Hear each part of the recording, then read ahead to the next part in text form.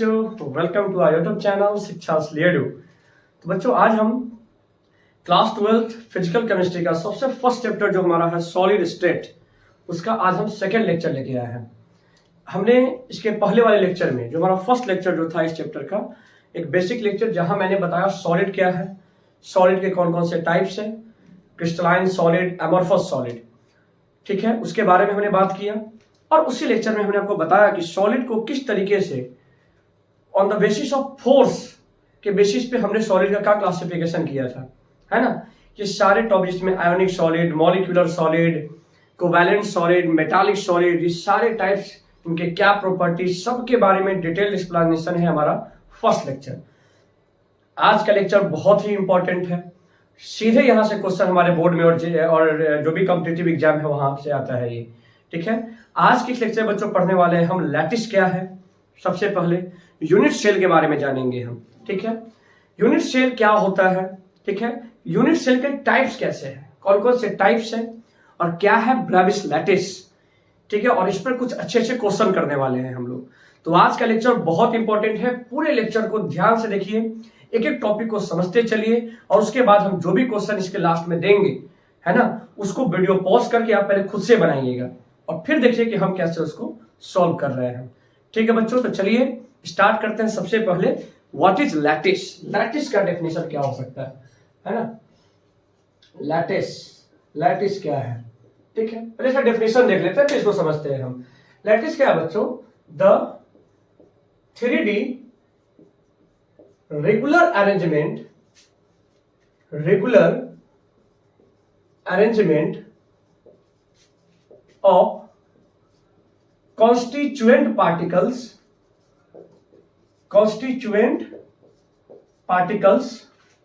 और इसको lattice point भी बोल सकते हैं, और lattice point is called lattice.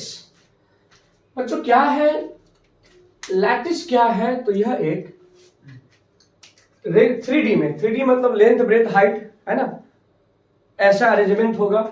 किसका अरेंजमेंट है, ये कंस्टिट्यूएंट पार्टिकल्स का अरेंजमेंट है। और ये पार्टिकल्स एटम हो सकते हैं, मॉलिक्यूल हो सकते हैं, आयंस हो सकते हैं। ये पार्टिकल इस एक रेगुलर पैटर्न में एक अरेंज होते हैं, है ना, और उस कंस्टिट्यूएंट पार्टिकल्स को वहां हम लैटिस पॉइंट भी बोल सकते हैं, ठीक है। और इससे बनता है पूरा लैटिस बन जाता है, ठीक है। मतलब अगर हम लैटिस को फॉर्म करने वाला जो होता है बच्चों, क्या होता है वो, इसके बाद एक सेकेंड में डेफिनेशन समझिए, फिर इसको एग्जांपल से इस चीज को और क्लियर कर देंगे हम। यूनिट सेल, है ना, द क्या है, the smallest unit of lattice that repetition form lattice is called unit cell. मतलब बच्चों यूनिट सेल को हम क्या बोल सकते हैं कि एक लैटिस का जो सबसे स्मॉलेस्ट यूनिट है, जो बार बार रिपीट करके रिपीटिशन से वो पूरा क्या बना दिया, एक लैटिस का फॉर्मेशन कर दिया, वही सबसे स्मॉलेस्ट यूनिट को हम यूनिट सेल कहते हैं। यूनिट सेल, ठीक है। जैसे अगर मान लेते हैं कि आप सामने एक बड़ा सा बिल्डिंग देख रहे हैं आप, है ना, तो बच्चों वो जो पूरा बिल्डिंग जो है ना वो एक लैटिस है, ठीक है। और उस बिल्डिंग में बहुत सारे रूम्स हैं, कमरे हैं, वह सारे कमरे उसके क्या है बच्चों, यूनिट सेल है। वही रूम जब बार बार रिपीट होते गया तो पूरा एक क्या बन गया, लैटिस बन गया, ठीक है। अब जैसे कि कोई वॉल है, दीवार है, तो दीवार ये पूरा क्या है बच्चों, एक लैटिस है। और ये दीवार कैसे बना है, ये इसके जो ब्रिक्स है, ईंट, वो बार बार उसके रिपीटिशन से ये पूरा लैटिस का फॉर्मेशन हो गया। इसका मतलब वहां ईंट किसकी तरह काम कर रहा है, यूनिट सेल है वो, ठीक है बच्चों। और ये पूरा दीवार क्या है, लैटिस है। आई होप कि आपको समझ में आया लैटिस और यूनिट सेल में। जैसे आप देखिए कि मान लेते हैं कि हम बनाते हैं यहाँ पे एक यूनिट सेल, इस तरीके से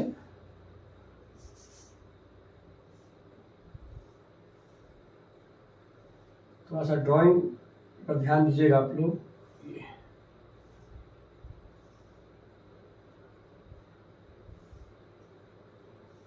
ठीक है,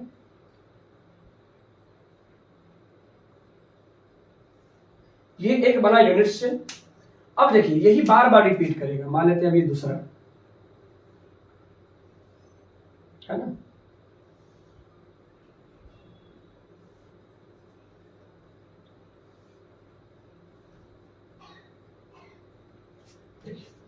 एक यूनिट सेल, दूसरा यूनिट सेल, इसी तरीके से बार बार रिपीट होगा, ऊपर नीचे आगे पीछे हर तरह से, है ना। ये देखिए, तो यहां से किसका फॉर्मेशन करेगा ये,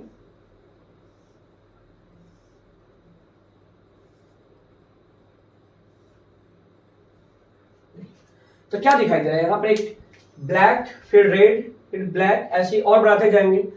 तो यह जो आपको एक दिख रहा है, अच्छा इन सबको हम क्या बोलते हैं, जहां का ये डॉट्स है, ये डॉट्स, इन सब डॉट्स को बच्चों क्या बोलेंगे, लैटिस पॉइंट, कोई पार्टिकल और इसको मिलाया गया है ना, इसको हम क्या बोलते हैं, यूनिट सेल बोलेंगे। सारे डॉट्स को हम कंस्टिट्यूएंट पार्टिकल्स, यहाँ पे कोई एटम होगा, है ना, उसका ये एटम है, और इस सारे एटम को मिलाने के लिए हमने इसका एक लेंथ ले लिया, एज ले लिया।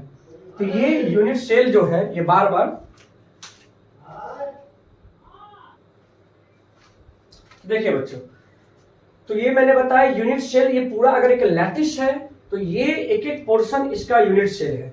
और ये जो लाइन जो मैंने इसे खींचा है बच्चों, ये लाइन क्या है, lines are represent for geometry of unit cell. ठीक है बच्चों, ज्योमेट्री ऑफ यूनिट सेल। ठीक है, ये लाइंस का को ही ज्वाइन करके हम समझ पाते हैं कि उस यूनिट सेल का ज्योमेट्री कैसा है। जैसे आपको यहाँ पर क्यूबिक दिख रहा होगा, क्यूबिक यूनिट सेल दिखाई दे रहा होगा। अब यूनिट सेल को बच्चों कैरेक्टराइज करता है दो चीज, एक तो इसका एज लेंथ, इसका एज लेंथ कैसा है, क्या ये तीनों एज मतलब लेंथ, ब्रेथ और हाइट तीनों इक्वल है, और दूसरा है क्या, एंगल, है ना, एक्स एंगल। ये दो ऐसे कैरेक्टरिस्टिक्स हैं जो यूनिट सेल को कैरेक्टराइज करते हैं। अब अगर इसी बेसिस पे आगे हम यूनिट सेल का क्लासिफिकेशन भी करने वाले हैं, ठीक है ना, तो एक काम करिए, पहले आप इसको नोट करिए, हम आगे आते हैं टाइप्स ऑफ यूनिट सेल में। ठीक है, जल्दी से इसको नोट कर लीजिए। देखिए बच्चों, अब हम क्या पढ़ेंगे इसमें, टाइप्स ऑफ यूनिट सेल। यहीं से सबसे इंपॉर्टेंट टॉपिक स्टार्ट होता है, टाइप्स ऑफ यूनिट सेल। ठीक है, देखिए यूनिट सेल के बच्चों टोटल, इसको हम दो टाइप में इसको क्लासिफाई करेंगे इसको। ठीक है, सबसे पहला क्या होगा, primitive unit cell, primitive unit cell, या इसको हम सिंपल यूनिट सेल भी बोल सकते हैं, सिंपल यूनिट सेल। ठीक है, और दूसरा क्या है बच्चों, centred unit cell, centred unit cell. ठीक है, अब सुनिए, सिंपल यूनिट सेल बच्चों क्या होगा कि atoms are present only at corners. कहां प्रेजेंट होगा बच्चों, केवल कॉर्नर्स पे। और ये सेंटर्ड का मतलब कि एटम्स बॉडी सेंटर। अब सेंटर्ड में क्या किया गया बच्चों, आगे जाके इसको तीन पार्ट में बांटा गया इसको। ठीक है, तीन पार्ट में सेंटर्ड का। ये क्या है बच्चों, जैसे कि face centred cubic unit cell, यहां क्यूबिक की बात करते हैं अभी हम आगे, हालांकि क्यूबिक जरूरी नहीं हमेशा क्यूबिक ही हो। फेस सेंटर्ड यूनिट सेल, ठीक है, face centred cubic unit cell. दूसरा क्या है बच्चों, body centred cubic unit cell. और तीसरा क्या है बच्चों, end centred cubic unit cell. अब कुछ बात ये आपको ध्यान रखना है कि इसको शॉर्ट में बच्चों हम FCC बोलते हैं, FCC याद रखना, इंपॉर्टेंट है ये। या इसको हम CCP भी बोल सकते हैं, क्लोज्ड क्यूबिक पैकिंग, ठीक है ना। इसको क्या बोलते हैं बच्चों शॉर्ट में? BCC। क्या बोलते हैं? BCC, और वो इंड सेंटर्ड है वो, ठीक है। अब ध्यान से समझिएगा, हालांकि इंड सेंटर्ड क्यूबिक नहीं होता है ये, क्यूबिक वाला सही नहीं है, इंड सेंटर्ड यूनिट सेल या क्यूबिक फॉर्म में नहीं होता है ये, क्यूबिक नहीं देता है इंड सेंटर्ड। अब हम एक काम करते हैं, बारी बारी से सबके बारे में पढ़ते हैं। सबसे पहले स्टार्ट करेंगे क्या? प्रिमिटिव यूनिट सेल कैसा होता है, क्या है इसका रैंक, सब कुछ को जानेंगे यहाँ पे, और फिर सेंटर्ड में। तो पहले आप इस फ्लो चार्ट को जल्दी से अपने कॉपी में नोट कर लीजिए। देखिए, तो सबसे पहला क्या है बच्चों इसमें? प्रिमिटिव यूनिट सेल, क्यूबिक ही लेंगे इसका, क्यूबिक प्रिमिटिव यूनिट सेल, या इसको क्या बोल सकते हैं हम? सिंपल क्यूबिक यूनिट सेल, ठीक है। देखिए, इस यूनिट सेल में क्या होगा कि इसमें अभी जस्ट बताया है कि atoms are present only at corners. Atoms केवल कहां प्रेजेंट होगा बच्चों? ऐसा कुछ, जैसे मान लेते हैं कि हमने यहां बनाया एक unit cell,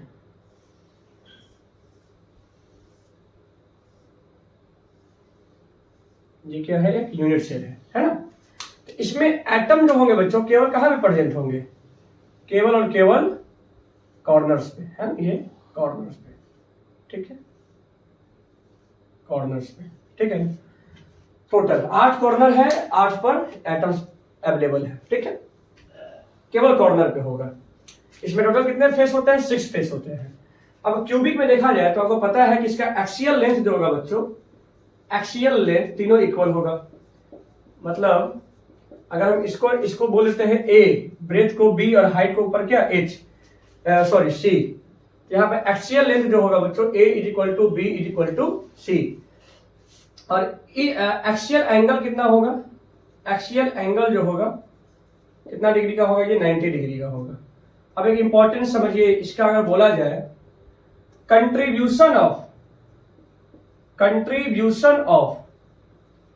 each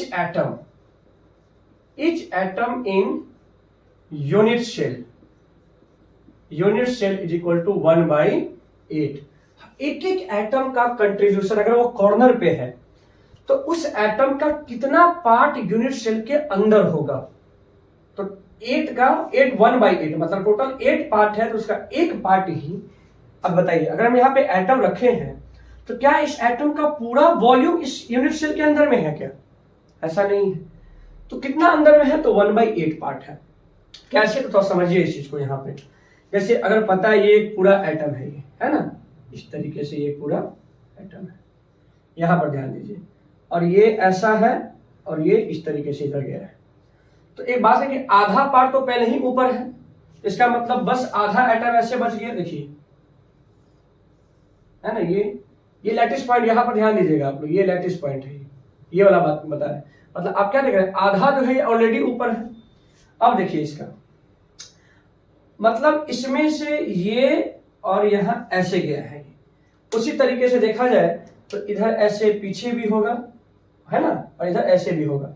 total 1 part 2 3 4। थोड़ा सा आपको इमेजिनेशन, देखिए इस चैप्टर को अगर आप अच्छे से समझना है, थोड़ा सा अपने इमेजिनेशन पावर को अच्छे से रखिए, तो आपको चैप्टर और क्लियर होगा आपका ये, है ना। तो आप क्या लिख रहे हैं कि इसमें से ये जो इतना वाला जो पार्ट है, ये पार्ट, यही पार्ट इसके अंदर में है, बाकी का ये तीनों पोर्शन बाहर है। मतलब क्या देख रहा है कि 4 पार्ट में 1 पार्ट क्या है? यूनिट सेल के अंदर है। तो अगर आधा को हमने 4 पार्ट बनाया तो इसके ऊपर का जो आधा होगा वो भी 4 पार्ट होगा। तो टोटल हमने इस यूनिट सेल का कितना पार्ट कर लिया? 8 पार्ट, ठीक है। मतलब कि 8 पार्ट में 1 पार्ट क्या है? वो यूनिट सेल के अंदर होगा वो। बस मतलब याद रखिएगा, पूरे में काम आएगा कि अगर एक क्यूबिक यूनिट सेल है, अगर उसमें एटम कॉर्नर पे है तो उसका कंट्रीब्यूशन 1/8 होता है, क्योंकि पूरे एटम का 1/8 पार्ट ही एटम के अंदर होगा, ठीक है। यहां तक कोई दिक्कत? अब देखिए, 1 मिनट, पहले इसको मिटा देते हैं, ठीक है, 1/8। अब अगर बोला जाए इसका रैंक बताइए, रैंक का मतलब हो गया बच्चों कि एक यूनिट सेल में प्रिमिटिव में कितने टोटल एटम कितने आएंगे।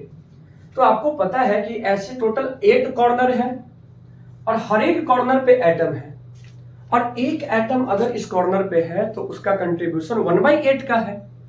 तो ऐसे ऐसे अगर 8 कॉर्नर है और 8 एटम कंट्रीब्यूशन 1/8 देगा, तो 8 इंटू 1/8 कट गया, यानी कितना आया 1।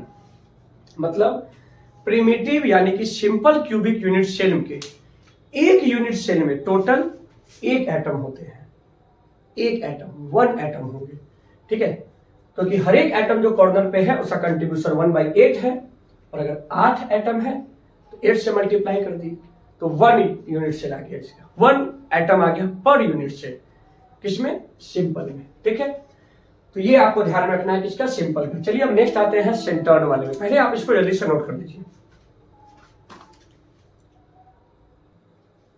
देखिए तो अब क्या है कि सेकेंड जो हमने पढ़ा था सेंटर्ड क्यूबिक यूनिट सेल, उसमें हम क्या पढ़ने वाले हैं, सबसे पहले face centred cubic unit cell. हालांकि ऐसा नहीं है कि हमेशा क्यूबिक ही होगा, बताएंगे आपको आगे हम, है ना। अलग अलग टाइप भी होते हैं उसके, रोम्बोहेड्रल, ये सब चीज, ठीक है ना। Face centred cubic unit cell, short में एफसीसी या फिर सीसीपी, ठीक है। अब देखिए इसके बारे में, इसमें क्या बोला गया है कि एफसीसी में कहां कहां होगा एटम्स, सबसे पहले एट कॉर्नर्स पे एटम होंगे, और कहां होगा, फेस सेंटर्ड मतलब एटम ये कॉर्नर पे और फेस सेंटर्ड पे होंगे, ठीक है। आइए समझिए कैसे। मतलब अगर हमने यहां बना लिया यूनिट सेल, ठीक है, ये देखिए, ठीक है। तो अब एटम कहां कहां होगा इसमें एटम एक तो यहां कॉर्नर पे, सबसे पहले सारे कॉर्नर पे एटम होंगे, ठीक है। 8 कॉर्नर है, 8 कॉर्नर पे। उसके बाद ये फेस तो दिख रहा है आपको, ये फेस, यहाँ एटम बीच में, इसके बीच में यहाँ, है ना, इधर साइड वाले इसमें, ये नीचे, और एक सामने जो है, टोटल 6 है ना फेस सारे से। कैसे, मान लीजिए बोर्ड है तो ये एक फेस है, तो इसके फेस के सेंटर में एक एटम होगा, ठीक है।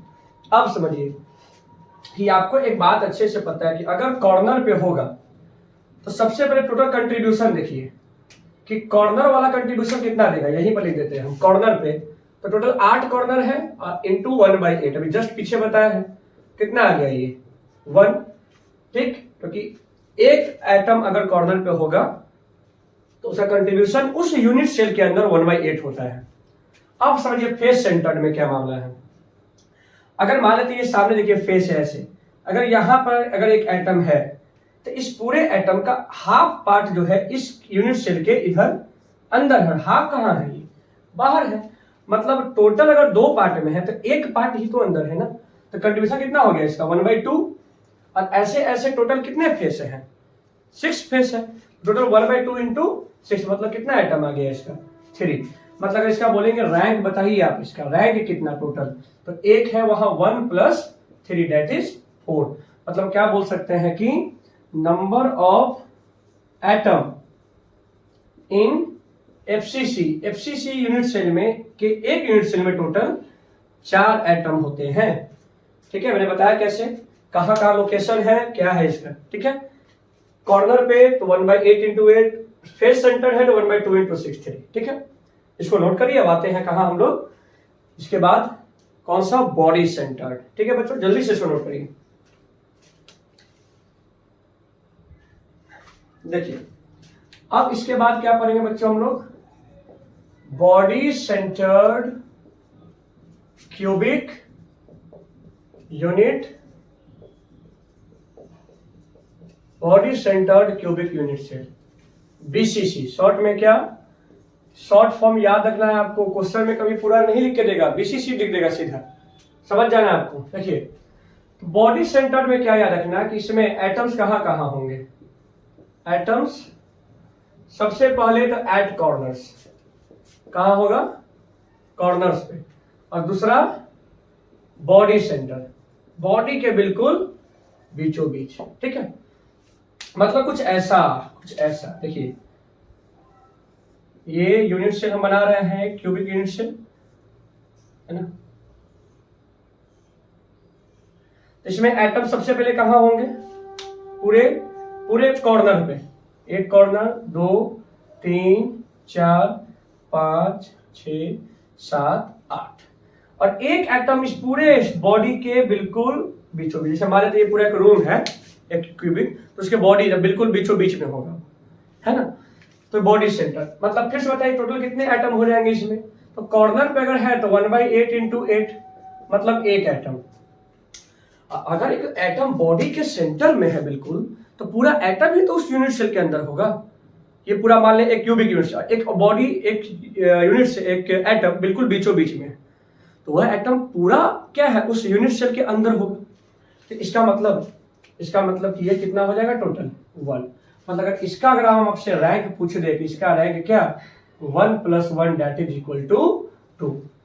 इसके एक यूनिट सेल के अंदर बच्चों दो क्या होते हैं, 2 एटम होते हैं। मतलब बोल सकते हैं number of atoms in BCC, क्या बोलेंगे आप, तो वही रैंक जो है। ठीक है, कंट्रीब्यूशन 1/8 ये हो गया। ठीक है, चलिए, तो ये हो गया किसके बारे में, बॉडी सेंटर्ड। अब एक लास्ट देख लेते हैं, सेंटर्ड वाले में क्या था, इंड सेंटर्ड, उसमें लोकेशन कहाँ एटम होते हैं। और एक बात अभी याद रखिए, इंड सेंटर्ड क्यूबिक नहीं होता है, क्यूबिक ये नहीं देता है इंड सेंटर। धीरे धीरे चीजें और क्लियर होंगी आगे की क्या है, कब ये बॉडी पे होगा, कब फेस पे होगा, सब अलग अलग टाइप के कंपाउंड्स है, सॉलिड है, जो कोई बीसीसी में होता है तो कोई एफसीसी में होता है। सबके अरेंजमेंट को जब हम काफी माइक्रोस्कोपिक लेवल पर देखते हैं हम, तो हमें सबका अलग अलग अरेंजमेंट दिखता है। ठीक है ना, चीजें धीरे धीरे और क्लियर होंगी। अभी पहले आप धीरे धीरे चीजों को समझिए, यहाँ पर क्या है, इतना नोट करिए पहले। देखिए, अब इसके बाद आता है कौन सा बच्चों, सेंटर्ड में end centred unit cell. End centred, ये क्यूबिक नहीं देता है ये, ठीक है, इंड सेंटर्ड। समझिए बात को क्या है, इंड सेंटर्ड मतलब बच्चों इसमें एटम्स कहाँ होंगे, एटम्स होंगे सबसे पहले कॉर्नर पे, पूरे कॉर्नर पे एटम्स, और दूसरा कहाँ होगा, 1 pair of centre of 1 of opposite sides, 1 of opposite sides.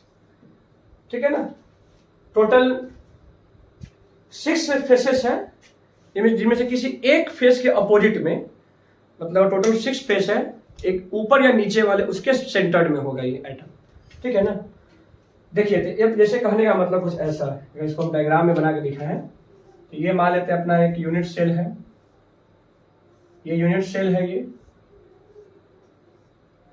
तो पहले एटम आपको कहाँ मिलेगा, आपको पूरे कॉर्नर पे, 1 2 3 4 5 6 7 8। ठीक है, और दूसरा कहाँ मिलेगा, हमारे अपोजिट फेसेस के सेंटर पे, एक यहाँ और एक यहाँ। ठीक है, तो बताइए कॉर्नर पे क्या हो जाएगा इसका कंट्रीब्यूशन, 1/8 इंटू 8, मतलब टोटल 1 एटम। और फेस सेंटर्ड पे है, तो ये पता है ना कि अगर ये एटम फेस सेंटर पे है तो आधा पार्ट बाहर है यूनिट सेल के और आधा अंदर है, तो 1/2, और ऐसे 2 है तो 2 कट गया, कितना आ गया ये 1। मतलब इसका रैंक क्या हो जाएगा, इसका पूरा रैंक, इसका रैंक 1 + 1 दैट इज 2।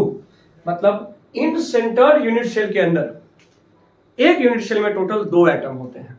ठीक है, तो ये हमने पढ़ा टाइप्स ऑफ यूनिट सेल। ठीक है, बॉडी प्रिमिटिव और सेंटर्ड में 4 टाइप पढ़ लिया। अब हम आगे यूनिट सेल को क्लासिफाई करेंगे on the basis of cell parameter. जरूरी तो नहीं ना है कि यूनिट सेल का ये तीनों एज लेंथ हमेशा इक्वल रहे, जरूरी तो ऐसा नहीं ना है कि ये तीनों एंगल, जो अल्फा बीटा गामा जो एंगल है एक्स वाई के बीच में, वाई जेड के बीच में और एक्स जेड के बीच में, वो हमेशा 90 डिग्री पर ही रहे। तो इस बेसिस पर, इसको सेल पैरामीटर बोलते हैं, इस बेसिस पर यूनिट सेल को हम आगे क्लासिफाई करने वाले हैं। ठीक है, 7 टाइप्स के होते हैं यूनिट सेल। ठीक है, जो आगे पहले, उसके पहले अभी 1-2 क्वेश्चन करते हैं पहले। ठीक है ना। एक क्वेश्चन हम बताएंगे और नेक्स्ट क्वेश्चन हम आपको बताएंगे, लिखेंगे यहाँ पे हम, तो आप पहले उसको पॉज करिए और खुद से पहले बनाइएगा आप उसको, ठीक है। तो इसको पहले आप नोट कर लीजिए। देखिए बच्चों, ये क्वेश्चन है, बहुत अच्छा क्वेश्चन है ये। Compound has cubical unit cell, ठीक, क्यूबिकल है, जिसमें एक्स एटम जो है उस यूनिट सेल में एक्स एटम कहां प्रेजेंट है, 6 कॉर्नर पे। टोटल 8 कॉर्नर्स होते हैं, जिसके 6 कॉर्नर्स पे कैसा एटम है, एक्स वाला। और वाई एटम जो है बच्चों, ये कहां पे है, रिमेनिंग कॉर्नर। मतलब टोटल 8 कॉर्नर है तो 6 पर एक्स है और 2 जो रिमेनिंग बच गया उस पर वाई है, ठीक है बच्चों। इसके अलावे और कहां पे है ये, face centres which are not opposite to each other. और वाई एटम फेस सेंटर पर भी है, और ऐसे फेस पर है जो एक दूसरे का अपोजिट नहीं है। क्या समझ में आया कि अगर जैसे मान लीजिए रूम है तो ये इसका अपोजिट वो ऊपर, तो उस पे एटम है तो इस पे नहीं है। इधर साइड में एटम है तो इसके अपोजिट वाले में नहीं है, और अगर सामने एटम है तो इस पर नहीं है। मतलब कुल मिला के देखा जाए तो ये 3 फेस पे है ये, ठीक है। 6 फेस होते हैं ना, 3 फेस पर एटम है, कौन सा, वाई। और वाई रिमेनिंग कॉर्नर पर भी तो था, वेरी गुड। देखिए, और इसमें तीसरा एटम एक जेड है, क्या है बच्चों, जेड, जो कहां पे प्रेजेंट है बच्चों, बॉडी सेंटर पे है, बॉडी सेंटर पे, ठीक है। तो आपसे पूछ रहा है उसका फॉर्मूला बताइए। बॉडी सेंटर और रिमेनिंग फेस सेंटर, जो फेस बच गया उसके सेंटर पर भी है, ठीक है। चलिए आइए देखते हैं क्वेश्चन को, कितना आसान। सबसे पहले एक्स की बात करते हैं, तो एक्स कितने पे है, 6 कॉर्नर पे है ना, 6 कॉर्नर पे। तो आपको जस्ट बताया कि कभी भी एटम अगर कॉर्नर पे होता है तो बताइए उसका कंट्रीब्यूशन कितना होगा, ठीक है, पता है ना, 1/2, 6 इंटू 1/2 कितना हो गया, ये 3 एटम हो गया, ठीक। एक्स मतलब टोटल 3 एटम। अब आगे देखिए, ओह सॉरी, क्या कंबाइंड इधर चला गया, एक्चुअली बोले आप बताइए कहाँ होगा, और आप तो बता सकते नहीं है ना। तो वही, क्योंकि मेरा ऑफलाइन जो सेंटर है वहां पर ही बात होता है, पहले पूछते हैं बच्चों से बताइए तो वहां तो जवाब आता है, लेकिन ये तो अभी रिकॉर्डेड लेक्चर है तो इसमें तो आप जवाब दे नहीं सकते हैं, ठीक है। सब अच्छा रहा तो कभी इस पर लाइव सेशन में भी हम लोग मिलेंगे, है ना। 6 कॉर्नर पे है तो 6 इंटू 1/8 है ना, 3 और 4, मतलब एक्स टोटल 3/4 हो गया, ठीक। अब आइए वाई के बारे में। वाई कहाँ कहाँ बच्चों, एक तो 2 कॉर्नर्स पे होगा, और कहां पे है, 3 फेस सेंटर पे है, 3 फेस सेंटर। तो कॉर्नर पे अगर होगा ये तो फिर से 2 इंटू 1/8, 2 इंटू 1/8, और फेस सेंटर पे कितना, 3 इंटू 1/2, तो कितना कट गया ये, 1/4 बार में।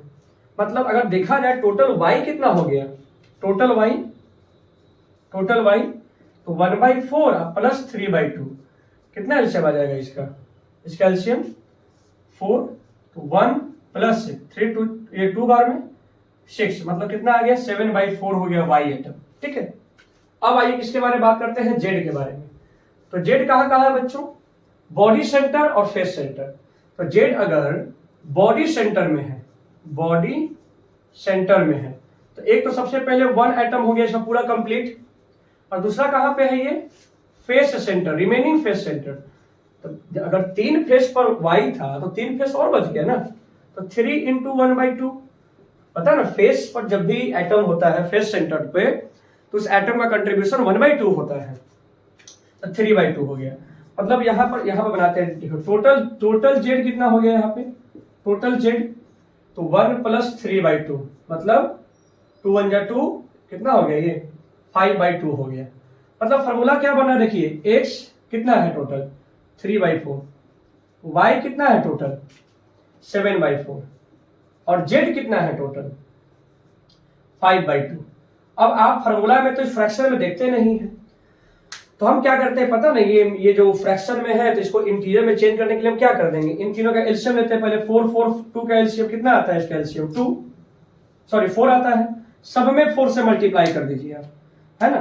तो जैसे एक समय इसमें 4 से जैसे मल्टीप्लाई होगा इसमें, फिर इसमें और इसमें, तो कितना हो जाएगा, x3, y कितना 7, और z कितना, z 10। यही हमारा क्या हो गया बच्चों, आंसर हो गया, ठीक है। समझ में आ गया बात ना। तो ये रहा, ठीक है, कोई दिक्कत नहीं होना चाहिए। अब इसमें एक क्वेश्चन और करवाते हैं हम, और पहले आप इसको नोट करिए, और अगला क्वेश्चन, नेक्स्ट क्वेश्चन आप खुद से ट्राई करेंगे, पहले खुद से बनाइए और तब देखिए कि सही हो रहा है नहीं, ठीक है। तो पहले इसको हम नोट कर देते हैं, नोट कर लीजिए इसको। देखिए इस बार क्या है बच्चों, क्वेश्चन में आप पहले खुद से ट्राई करिएगा, ठीक है ना, वीडियो को पॉज करके। 3 एलिमेंट से बच्चे इस बार पी क्यू आर, 3 एलिमेंट है जो एक क्रिस्टलाइज करता है, सॉलिड बनाता है, क्यूबिक सॉलिड। कहा गया कि जो पी एटम जो है वो कहां पे है, कॉर्नर पे। क्यू एटम्स कहां है बच्चों, फेस के सेंटर पे, सारे फेस सेंटर पे। हाँ, और ये आर एटम जो है बच्चों वो एज सेंटर पे है, एज सेंटर। तब बताइए फॉर्मूला, ठीक है। चलिए भाई जानते हैं टोटल पी कितना होगा, क्यू कितना और आर कितना। तो पी देखिए, पी कहां पे है, ऑल कॉर्नर्स पे है। कितने कॉर्नर, 8 इंटू 1/8, मतलब पी टोटल कितना हो गया इसमें 1। 4 ऑप्शन दे दिए इसमें। क्यू कहां पे बच्चों, फेस सेंटर पे है, फेस सेंटर पे, यानी कि फेस सेंटर में टोटल कितने फेस है बच्चों, इसमें टोटल 6 फेस है, 6 फेस है। और एक पे कंट्रीब्यूशन कितना होता है फेस पे, 1/2। कितना आ गया इसका मतलब, क्यू का वैल्यू 3 आ गया, ठीक है। मतलब P1 और Q3, मतलब एक बात तो पक्का है कि ये दोनों ऑप्शन ऑलरेडी कट गए ही। अब इन दोनों में हमें चेक करना है, R के बारे में पता करना होगा। अब अभी मैंने ये नहीं बताया है कि R एज सेंटर पे है। तो अब एक चीज याद रखना, एज सेंटर मतलब अगर ये क्यूबिक यूनिट सेल है ना, क्यूबिक यूनिट सेल है बच्चों ये, तो इसके एज, इस एज के सेंटर पे है क्या, R। तब अगर एज सेंटर पे होगा तो कंट्रीब्यूशन कितना होता है, एज सेंटर पे। तो अब यहाँ इमेजिनेशन की पार्ट है का बात है यहाँ। टोटल अगर एज पे होगा तो इस टोटल 4 पार्ट में एक पार्ट ये इसके अंदर होता है, 4 पार्ट में, है ना, 4 पार्ट में, मतलब याद रखिए इसका कि 1/4 टोटल 4 पार्ट अगर उस एटम का होगा टोटल, ठीक है ना, 4 पार्ट, इसमें से एक पार्ट अंदर होगा और बाकी का 3 पार्ट वो किसी दूसरे यूनिट सेल के अंदर होगा, ठीक है ना। किसी, क्योंकि पूरा लैटिस जो बना है तो ऐसे बहुत सारे यूनिट सेल ऊपर नीचे होगा। तो अगर ये एज पे होगा तो एक इधर और एक उधर, ठीक है ना। इस यही पर सिंपल सी बात देखिए, हमने यहाँ पे बनाया एक और यूनिट सेल, ठीक है ना। देखिए अगर ये देखिए एज सेट, अगर हम इसको यहाँ पे एटम रखें हम, तो आधा इधर आधा उधर, अगर इसके ऊपर भी आएगा तो उसमें भी तो जाएगा। टोटल 4 पार्ट में एक पार्ट एक होता है अंदर। और ऐसा कितने एज होते हैं बच्चों, इसमें 12 एज, पता है ना। एक इसमें कितने एज होंगे, देखिए 1 2 3 4 5 6 7 8 9 10 11। तो इसे तो बच्चा चीज हम लोग पढ़े अपने पहले भी कि क्यूब में कितने एज होते हैं, तो 12 एज होते हैं। कॉर्नर कितने हैं, तो 8 है। फेस कितने हैं, तो 6 है ना। तो 1/2 4 इंटू 12 कितना आ गया, ये 3। बस अब तो हो गया। पी कितना है बच्चों 1, क्यू कितना है 3 और आर कितना आया है 3, मतलब ऑप्शन सी बिल्कुल करेक्ट है। क्या आपका आंसर सही हुआ है नहीं, जरूर आप हमें कमेंट बॉक्स में बताइए कि सर आपका आंसर कैसा रहा। क्या आपने ऑप्शन सी लगाया या नहीं, या आपको इसमें दिक्कत हुआ एज सेंटर समझने में, ठीक है। इसको नोट करिए जल्दी से। आते हैं अपने नेक्स्ट टॉपिक पे।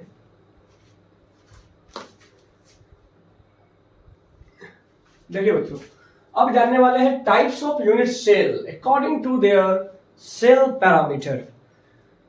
हम यहाँ यूनिट सेल का क्लास यही है, ब्रेविस लैटिस से भी पढ़ने वाले हम लोग कि टोटल कितने टाइप के होंगे यूनिट सेल, सेल पैरामीटर के बेसिस पे। अब सेल पैरामीटर क्या है, तो हमने जस्ट बता एज लेंथ सेल का और एंगल, ठीक है ना।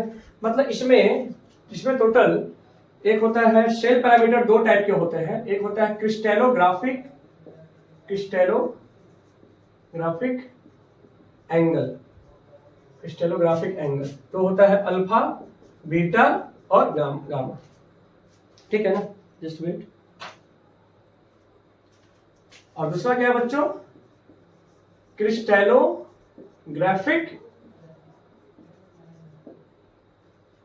लेंथ या एज, जो भी हो एज लेंथ, क्या ए बी एंड सी। क्या मतलब ए और बी, जैसे यहाँ पर एंगल समझिए इस चीज को। ये अगर हमने बनाया यूनिट सेल, ठीक है, तो हम इसको किस किस बेसिस पे हम आगे क्लासीफाई करेंगे ये समझाने जा रहे हैं। मतलब देखिए, हम इस डिस्टेंस को क्या मान लेते हैं, ये डिस्टेंस ए है, ये बी है, और ये हाइट क्या है, ये पूरा हाइट सी है। एंगल का मतलब क्या हो गया, देखिए जैसे कि अगर मान लेते यही हम ले लिए यहाँ पे, हम ये अगर आपको दिख रहा है ये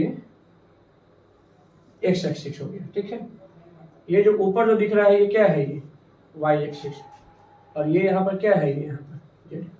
तो एंगल देख सकते हैं यहाँ पे, एंगल जैसे कि ये एंगल अल्फा हो गया, ये बीटा हो गया, और ये मतलब होता है ना ये इस तरीके से, ठीक है ना। एक्स वाई जेड में हमने क्या मान लिया, ये एक्स है, ये वाई है, और ये क्या है, ये तो ये अल्फा है, ये बीटा है, और ये क्या है, ये गामा है। तो इन सभी बेसिस पर हम आगे यूनिट सेल के टोटल 7 टाइप्स पढ़ने वाले हैं। 7 टाइप के यूनिट सेल देखे गए हैं, मतलब जितने भी क्रिस्टलाइन सॉलिड है, जब सबको हम क्रिस्टलोग्राफी से देखते हैं तो वो टोटल 7 टाइप के यूनिट सेल को रिप्रेजेंट कर सकते हैं कोई साथ, ठीक है ना। जैसे पढ़ेंगे अभी हम लोग, क्यूबिक हो गया, मोनोक्लिनिक हो गया, ट्राइक्लिनिक हो गया, रोम्बोहेड्रल, ऑर्थोहेड्रल, इस तरीके के साथ है। एक बार में हम सबको लिख देते हैं और सबको समझाते चले जाते हैं, ठीक है ना। तो पहले इसको नोट करिए, अब हम आगे देखते हैं वो 7 टाइप्स यूनिट सेल का, ठीक है, नोट करिए। देखिए बच्चों, तो ये पूरा एक चार्ट मैंने बना दिया इसमें कि किस तरीके से यूनिट सेल के टाइप्स हैं on the basis of cell parameter, है ना। Total 7 crystal system, possible variations, axial length, axial angle, और कुछ एग्जाम्पल है। सबसे पहले बात करते हैं बच्चों किसके बारे में, क्यूबिक के बारे में।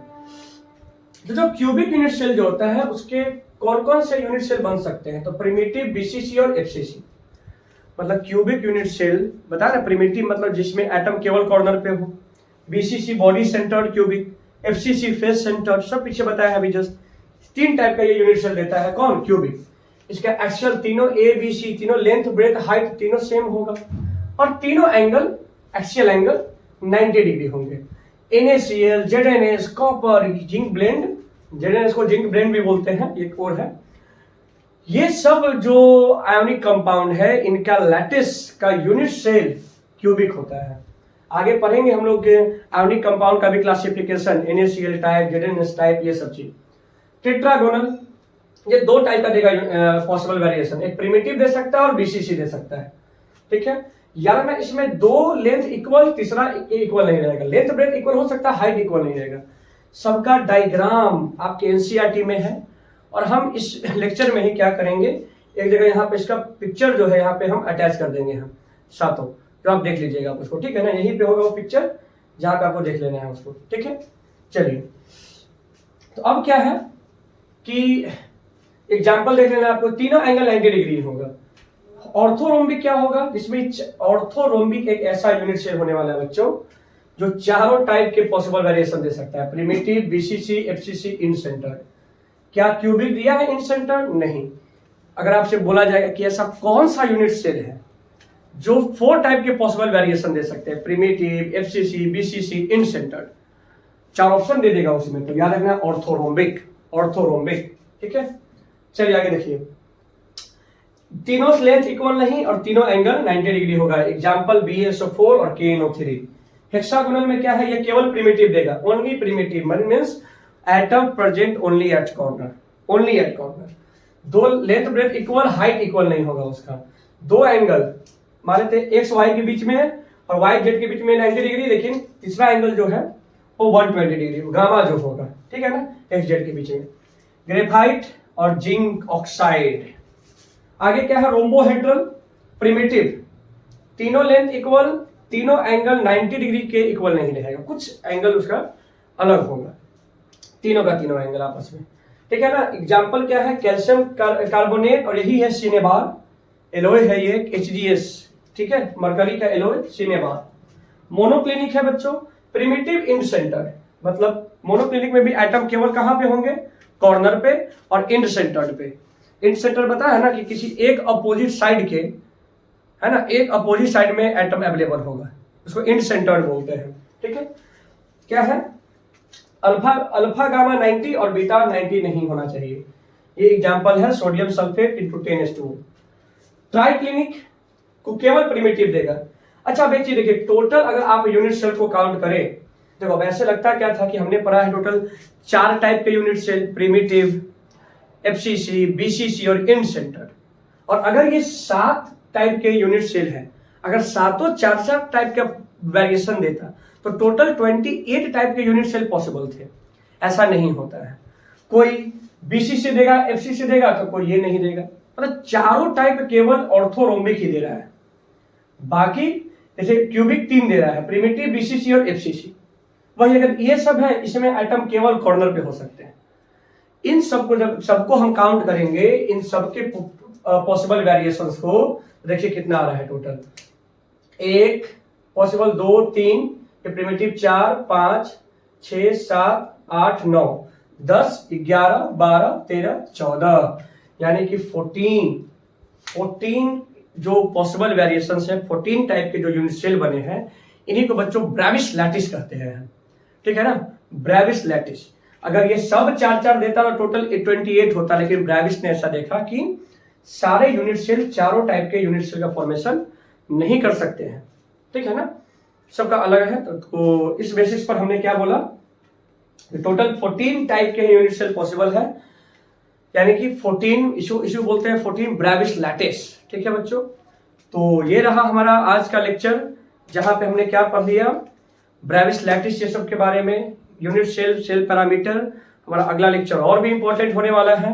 ठीक है, तो ये इस लेक्चर को हम यही कंप्लीट करते हैं। हम अपने नेक्स्ट लेक्चर मिलेंगे पैकिंग एफिशिएंसी के साथ, कोऑर्डिनेशन नंबर, इस चैप्टर जैसे जैसे मैंने पहले ही बताया, ये लेक्चर्स ये बहुत इंपॉर्टेंट है वो सारे बोर्ड स्टूडेंट के लिए, जो बोर्ड की तैयारी करना चाहते हैं, जेई की तैयारी करते हैं, नीट की, उन सब के लिए है ये बैलेंस लेक्चर है ये, है ना। आप इस आज के टॉपिक पर जो भी हमने अभी तक इसमें 2 लेक्चर कंप्लीट कर लिया, इन 2 लेक्चर पे हम आज हमारे जो डिस्क्रिप्शन बॉक्स है उसके डिस्क्रिप्शन बॉक्स में जाके टेलीग्राम का हमारा चैनल है, उसको जाके जरूर से जरूर ज्वाइन करिए आप टेलीग्राम के चैनल को।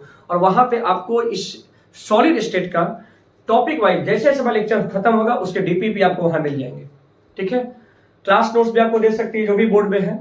नोट्स तो आप पहले खुद से नोट उसको लिखिए कॉपी में, अपना लिखा हुआ नोट्स सबसे ज्यादा बेनिफिट होता है।